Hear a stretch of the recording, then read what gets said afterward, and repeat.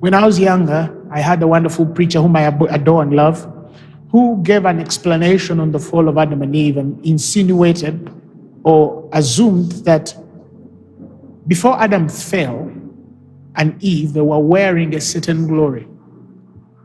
And when they put on that glory, eventually, when they ate the forbidden fruit, this preacher said that glory, which was a cloak, fell off them and they knew that they were naked.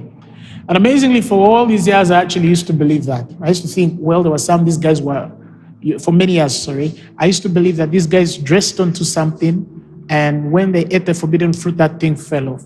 You know, one time as I'm reading through the scriptures, I see that that's not true. If you study the scriptures very keenly, the Bible says the eyes of both were opened and they knew that they were naked.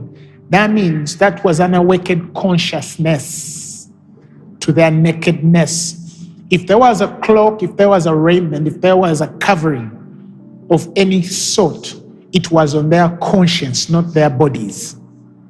You get it? And so in there, I started to see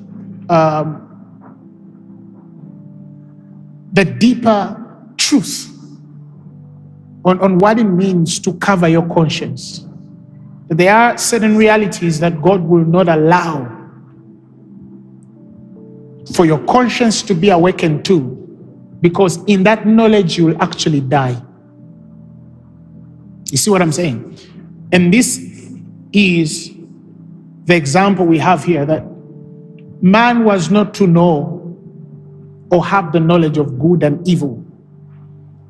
I preached a sermon on that place of knowledge, a door, I think the Greek, you know, to perceive, to understand, to come to a certain knowledge, to perceive with the eyes or any of the senses. It's an awakening of the senses.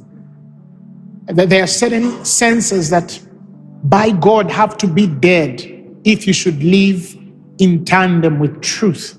And I think this is what Adam opened and Eve. That is why God asked them, who told you you were naked? Because that opened everything. It's the reason why all of you are dressed up. When this little innocent child walking is not conscious of that world. Are you following what I'm saying? And neither they tempted of that world. And so I started to see, and I could teach a sermon on that, a deeper one. I started to see how many things we are awakened to because we live in the fallen realm of the knowledge of good and evil. That I call forbidden wisdom. There are wisdoms we were not supposed to know. You see, when you read the story, extra biblical texts, you find stories of what the fallen angelics taught the children of God to do that was by God illegal. And that is why I think, is it in Peter where he speaks of the angels that are held in everlasting chains and they're there reserved for darkness. But which are these angels? The book of Enoch, I think, explains what these angels are and what they did. They taught the children of Israel, or children of God, forbidden wisdoms, things they were not supposed to know. For example, have you ever asked yourself a question? Who taught the first woman to abort? Have you ever asked yourself that question fundamentally? Like, how did they know how to get a child out and keep a woman healthy? Who taught this scientist the wisdom of a woman swallowing a pill and they stop a certain work? You understand what I'm saying? There's quite a lot there. You know, who taught the man who makes a nuclear warhead how to make a nuclear warhead?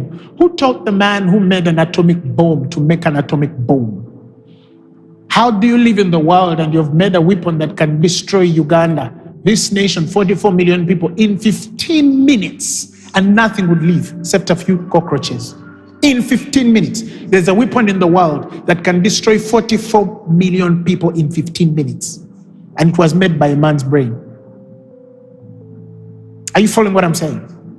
Who taught the man who invented that AK-47? Who inspires a man to designed something that can get a bullet out of a gun and it goes through a man's heart and strikes them dead. There's many things, many things. Some I don't even want to touch. You remember the colorful tinctures? Some of the makeup some women put on.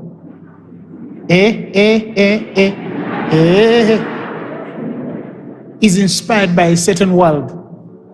That's why I tell African women, I'm sorry. No, I'm not sorry. What will I tell God? That I'm sorry that I told the truth. Invest so much in who you are as God made you. You're beautiful the way God made you. You think you need to add on yourself beyond what God created to change your nose, to change? No, don't do that. Leave it for people who don't know God.